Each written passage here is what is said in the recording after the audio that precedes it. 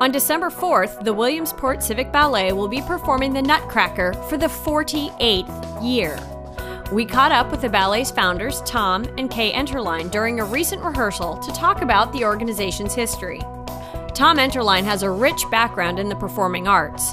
Not only an accomplished ballet dancer, he is also a pianist, baton twirler, and opera singer.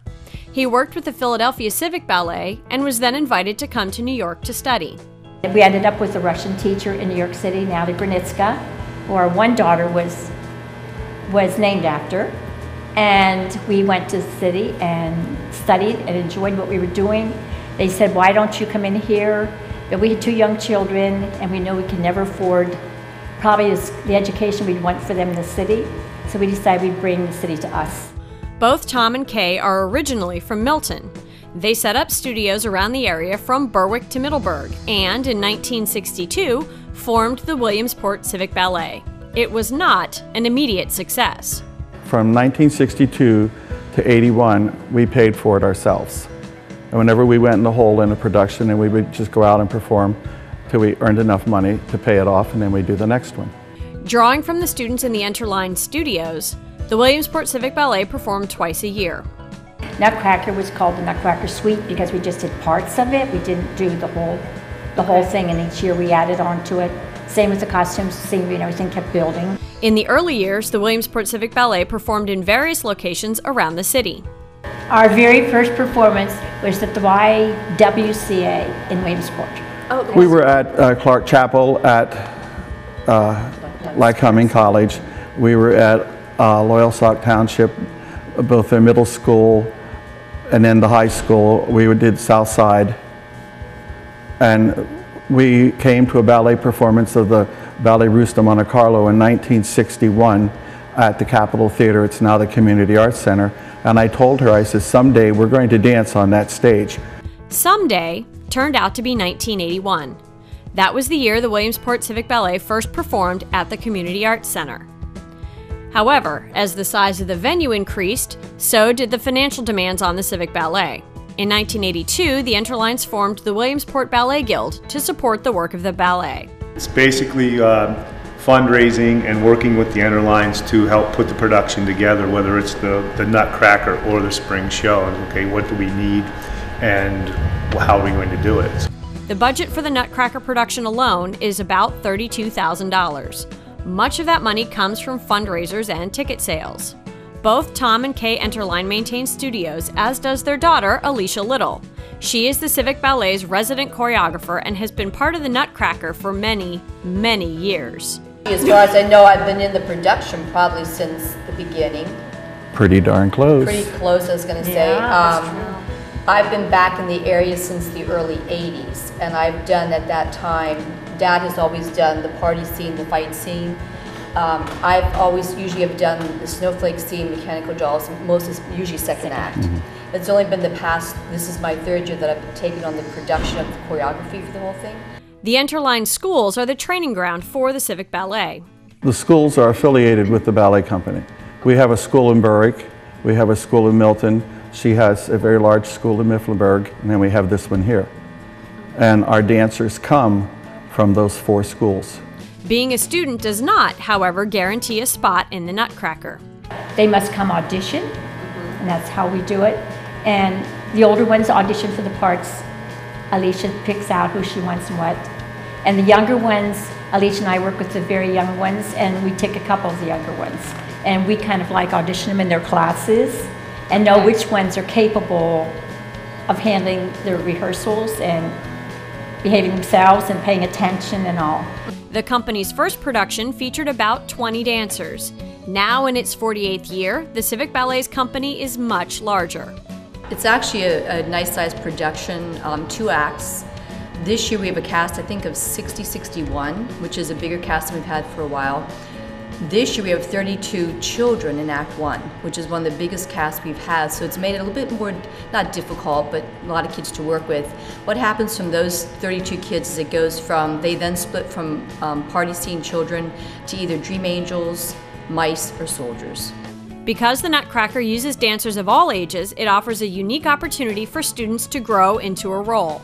So with our little ones that are in the production, they they get to see the older dancers, and you can tell the kids that who do it with us, the younger ones, they grow much faster than the ones who have never experienced what they do, because they get to work with them. From here on, we let the little ones sit and watch like snowflakes, seeing and everything, to see what they're doing and how they're doing it. If they want to work hard, they can be that person. And when I stand back there and we put dresses on the little ones, and these older girls are back there helping me, because we have so many little ones right now, and they're saying, I wore that dress, I wore this dress, I wore that, as they went up through the line.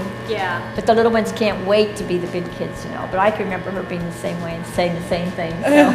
That's neat. I think It's that's fun. cool that you can that it is a production that lends itself to doing that. I mean, there are not a lot of shows that always do that. Yeah, that, yeah, that true, you that's can really grow up Yes. in that production Yes. over time.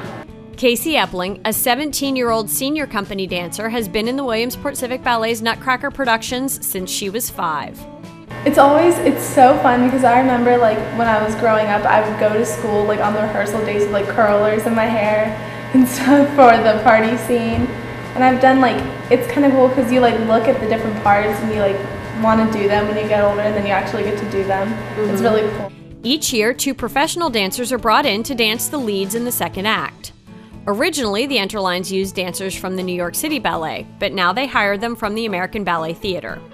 Well, I like to have professional dancers come so that my students can see why I push them as hard as I do, and that their students the same thing.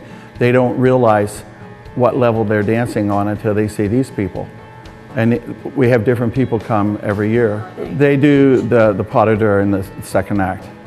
Oh, okay. And this year, April Giangiarusso is the prima ballerina that's dancing for us. And the young man's name is Roman Zurbin. Sharing the stage with professional dancers offers the senior company members a chance to grow as well. It's so nice to have those people come in for these girls who are doing so well, to see a little bit longer what we can do too. Yeah, they're so nice. I remember a few years ago we asked them we couldn't get our crowns on right for the snow scene, so we asked her and she's like, oh, just come down to our room and we'll help you get them on. For 12 weeks, the cast rehearses at the Williamsport studio on Saturdays from 1 until 5. Senior company dancers also rehearse on Thursdays. When we visited, it was 4 weeks until the performance.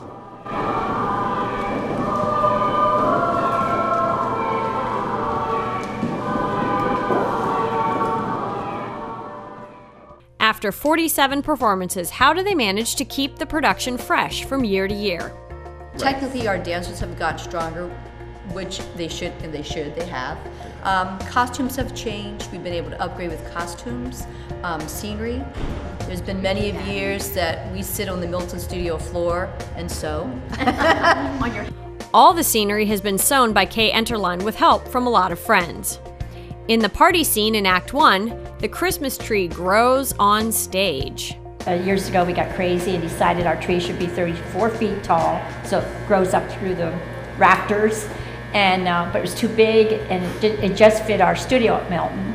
So we invited people to come in, and we sewed everything on that. After I got it sewed, shaped, then I got all these decorations to be sewed on, and then we had a group of women come in. We had lots of fun. Pictures taken of us with our back ends sticking up as we were on our hands and knees sewing. That's just one story. After nearly 5 decades of productions, the Williamsport Civic Ballet has created memories for the Enterlines and the hundreds of dancers that have worked with them. We have story after story of what we've done all these years. To achieve such a high level of performance, dancers take as many as 6 classes each week. Spending that much time together creates a very special bond among the company members. We become like family a little bit. These are our extended families. Some of the members of the company are, in fact, related. A number of adults take classes with the Enterlines and are part of this year's Nutcracker production. We found fathers and sons, mothers and daughters, even entire families dancing together. In addition to the Nutcracker on December 4th, Kay Enterline also hosts a special event prior to the performance. We do the Nutcracker Tea Party. Yes. 2 hours before the performance. Come at 5 o'clock and go up to the Capitol Lounge and have something to eat. And I go up and tell the story of the Nutcracker as it's being done that year. Older dancers take class on stage before the show, and most people don't know that. You just think you walk out on stage and dance. So we take the people at the tea party over in the lounge, on the Lodge and have them watch the dancers on stage taking class for maybe a couple minutes. Tickets for the Nutcracker Tea Party are $10, and it is open to both children and adults. It obviously takes a lot of hard work by the teachers, dancers, and supporters alike to keep this type of organization running. But in the end, it's all worth it.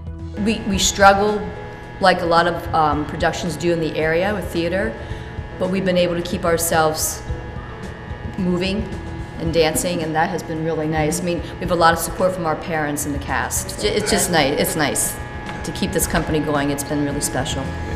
As they near their 48th Nutcracker performance, the Williamsport Civic Ballet is already looking toward the future. I'm just looking forward to this year's production. Yeah. Number 48. We're looking for 50. We're actually working towards an orchestra for next year. There's a lot of things working already for next year, which I'm really excited about. There are still plenty of great seats available for this year's Nutcracker on December 4th at 7 p.m. You can get your tickets at the Community Arts Center website, www.caclive.com, or by calling 800-432-9382. That does it for this episode of In Your Neighborhood. I hope you find yourself getting into the holiday spirit and that you'll take advantage of all the special things going on this holiday season right here in your neighborhood. I'm your host, Jennifer Wakeman. Thanks for watching.